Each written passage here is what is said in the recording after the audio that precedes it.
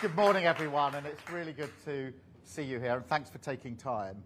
I just wanted to acknowledge that a lot of you and a lot of people across the country will be very anxious about the situation that's unfolding with the conflict in Iran going now into its 9th day.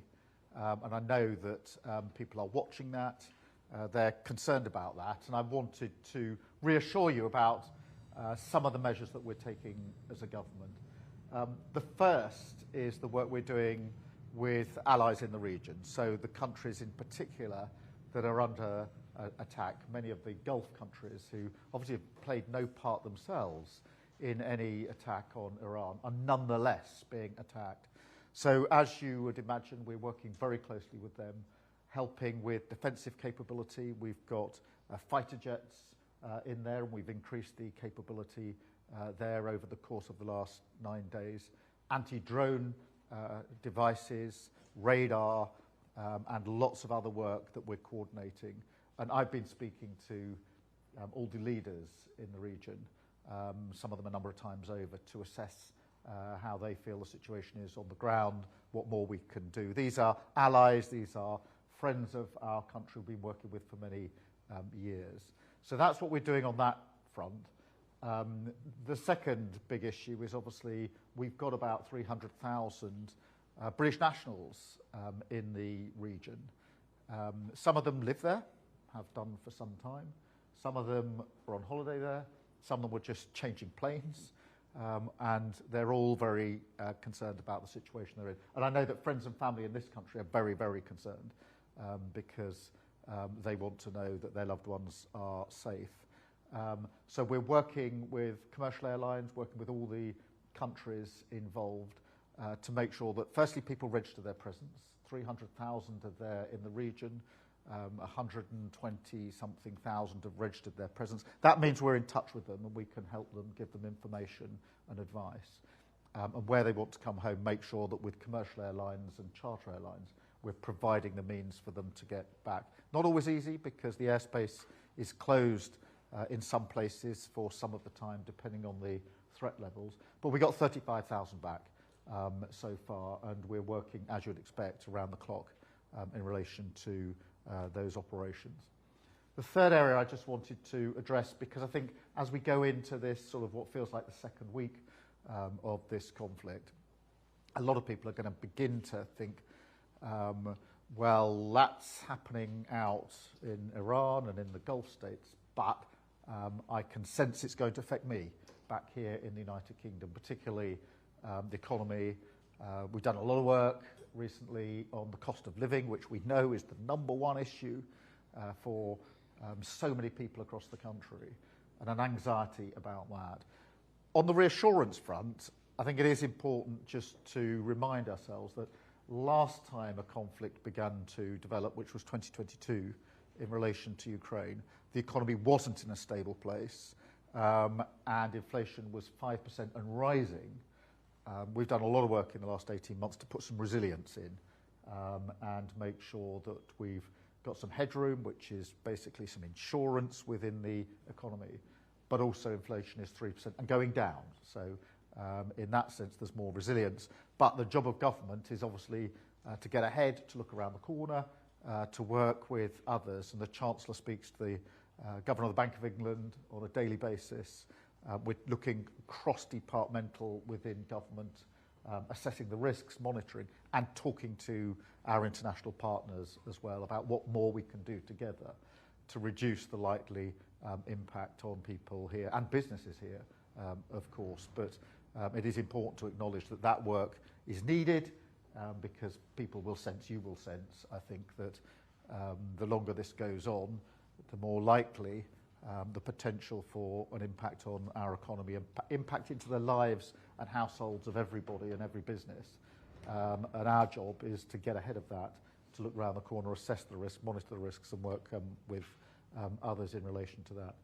And then the final thing I just wanted to talk to you about, and we're going to have a Q&A in a minute so I can get the benefit of your views, which will be really helpful from my point of view, is this really sad feature in many ways of a conflict like this, which is some people will try to use it to divide communities in this country. and tear people apart. And we mustn't let that happen. I find one of the most powerful arguments that if you think of all the people who are stuck in the region, anxious about their own safety, wanting to get home, they come from all backgrounds. They come from all walks of life. And the last thing they want, or their families here want, is anybody trying to divide. Because this is a time when we need to come together as a country, stand behind our principles and our values, and not let people divide us. Put a lot of reassurance work in with both the Muslim community and the Jewish community in particular, because that's where people seek to try and find a divide.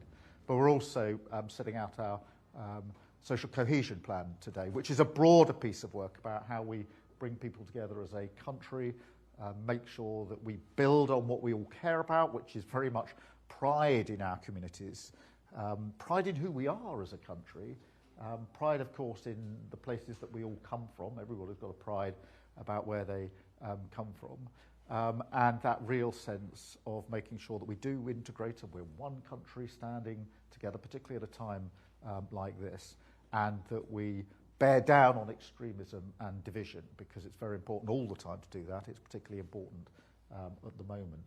And so that's what we're doing as we turn into this week. So I think what you'll see is the focus going more to what impact might this have back in the United Kingdom. This will be happening across all countries, really, and really to reassure you about the work the government is doing to get ahead of that and to monitor the risk, assess the risk and work with others across our own government, but actually with other countries. Part of the response at a time like this has to be constantly talking to leaders in other countries, particularly in the region, but also across Europe when it comes to the economy and other measures. So that's all I'll say for now. I think I've got some questions from you, so this is your chance. Anybody got any questions that they want to ask? I think we'll do the old-fashioned way of putting a hand up, if that's all right. Yes, I'll try and do a question behind me whilst facing this way. It's always a skill, but hopefully I can master it. I think we've got a microphone coming for you so you can be heard. Is that okay? Yeah, we can hear you. Good morning. My question is, what are you doing to bring communities together in this world that is so divided, and what is in place? Yeah, this is really important. I mean, it is a really sad feature, isn't it, of a time like this, that some people will try and use it as an opportunity to divide. So I think on two levels we're working. The first is we have to be really conscious that where people want to divide at the moment in relation to this conflict, it's in the space of trying to divide the Muslim community and the Jewish community. So we're working particularly on those two strands. There is a sort of broader cohesion plan that we've been working on for some time, which is not just a reaction to this conflict, obviously, is much broader, which is how do we bring the country together? One of my biggest concerns at the moment is that there's too many people in politics who want to set up grievances between different groups of people to point fingers and divide and say that we can't be one country, we can't be one set of communities. I totally disagree with that.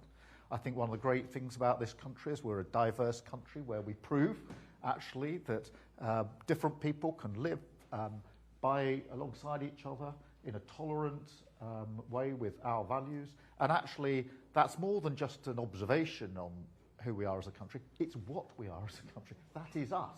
And we should hold that close. We should be proud of it. And so the cohesion plan is intended to make sure that everything is being put in place to support the work we're doing there.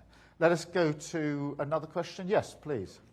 So you plan to have a ban on social media for under 16-year-olds. Obviously, a lot of young people use social media and view it as an asset.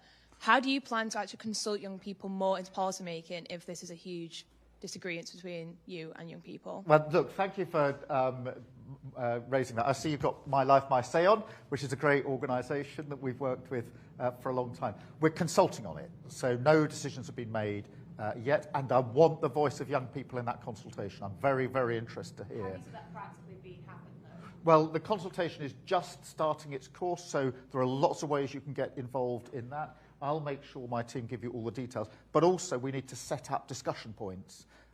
Maybe with My Life, My Say might be one way of doing it. It shouldn't be the only way of doing it. So we'll make sure that young people have their say. They must have their say in this because there are different views here, and that's the whole point of the consultation. So thank you for raising that. Let me go across to this side of the room. What are we doing about the housing crisis? What is being done about the housing crisis? There are 400,000 people homeless here in England alone. So Yeah, well, there are two separate strands here. One is homelessness, where we've put in a huge amount of investment to deal with homelessness, to get people into shelter, but also more than just into shelter, because for many people who've got homelessness issues, it's about the support that needs to go in as well in terms of maybe health issues, work issues, etc. So there's the roof over the head element to it. That is vital, but on its own it's not enough.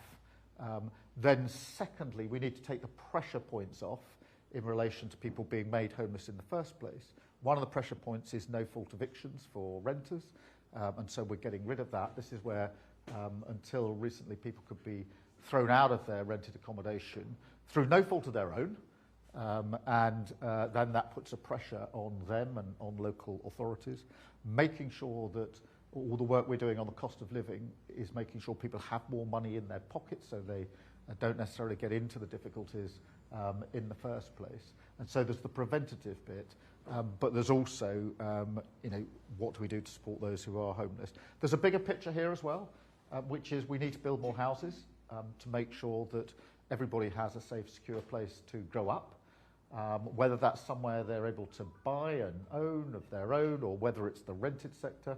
We passed the Renters' Rights Act, which is the biggest piece of legislation for renters, giving them rights in a generation.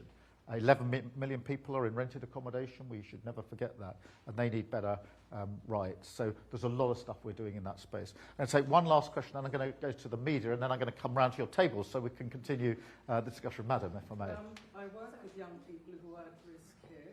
Do you mind if do you need me to? It's just otherwise we could. Anxiety.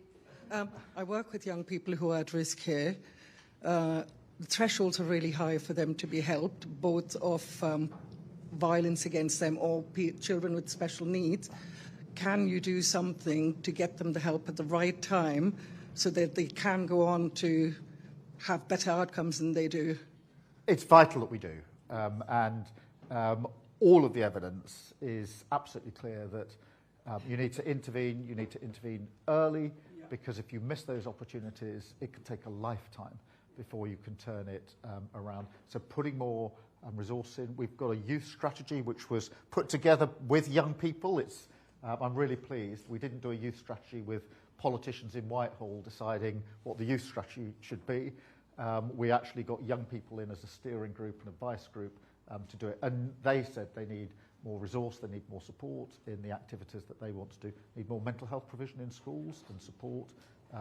We're looking at the SEND, the special educational needs in schools, to see how we can improve there. But across the board, we have to do more of that. I'll come back to you and have a discussion about it. Can I just go, I think